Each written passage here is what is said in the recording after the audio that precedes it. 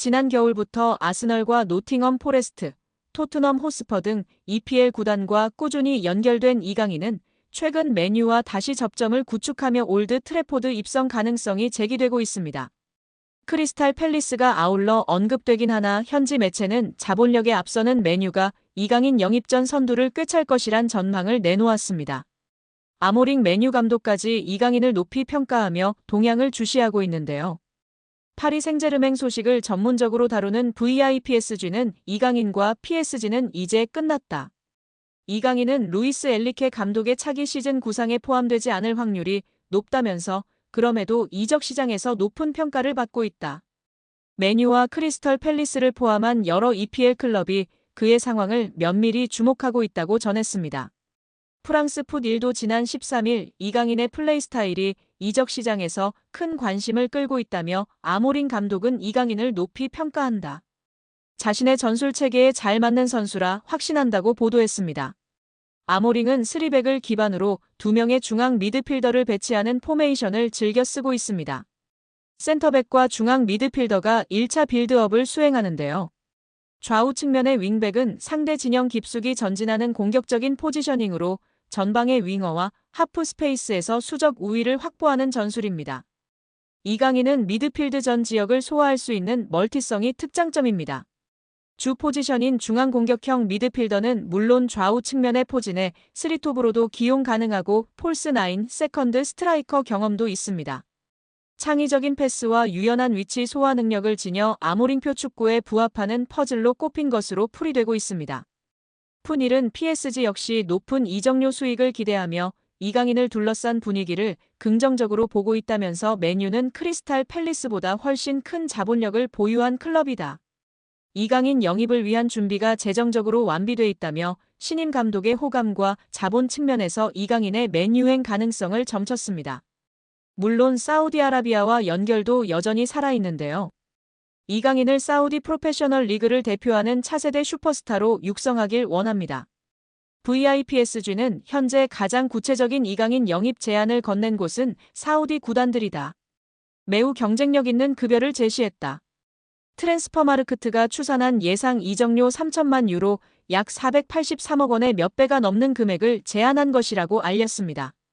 풋1도 복수의 사우디 구단이 PSG와 이강인에게 거액의 오퍼를 제시할 준비를 마쳤다고 전했습니다. 그러나 현지에서도 20대 초반인 이강인이 유럽 5대 리그에서 커리어를 이어갈 확률이 높다 보는 분위기입니다. 특히 다가오는 2026 북중미 월드컵을 앞두고 유럽 무대에서 경쟁력을 유지하는 것이 선수의 대표팀 내 입지나 한국 경쟁력 차원에서 두루 유용한 상황입니다. 맨체스터 유나이티드의 여름 이적 시장에 대한 큰 힌트가 등장했습니다. 맨유 유스 출신 공격수 알레한드로 가르나초가 입주한 지 1년 여밖에 되지 않은 자신의 고급 주택을 부동산에 매물로 내놓았다는 것인데요.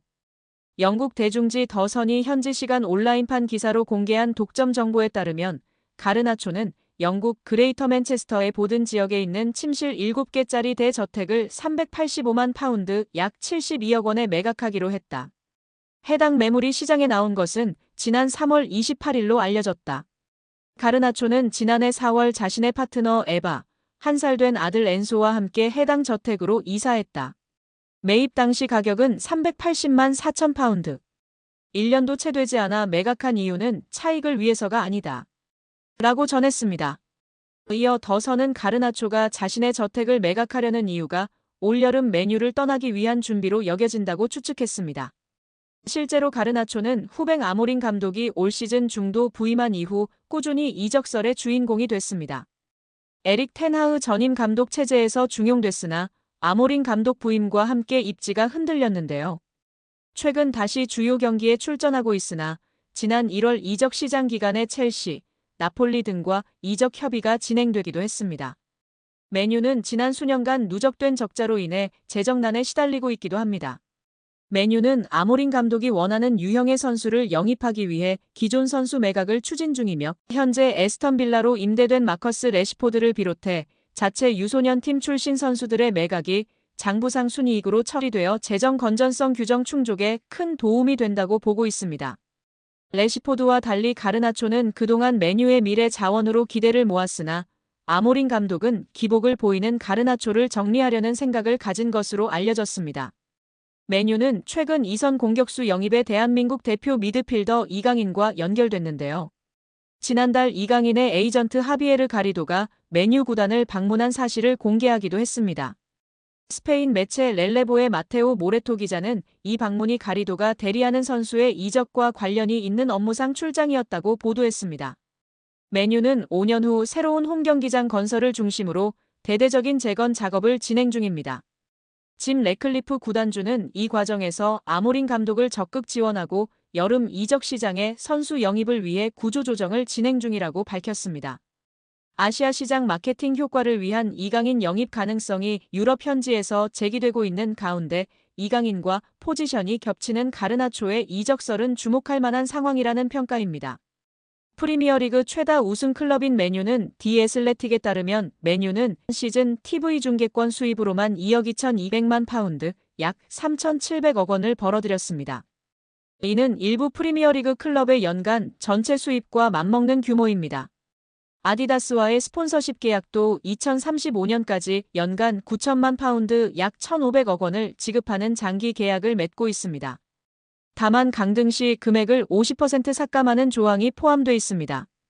아디다스는 한 시즌 사전 통보 후 계약을 파기할 수도 있다고 알려져 있습니다.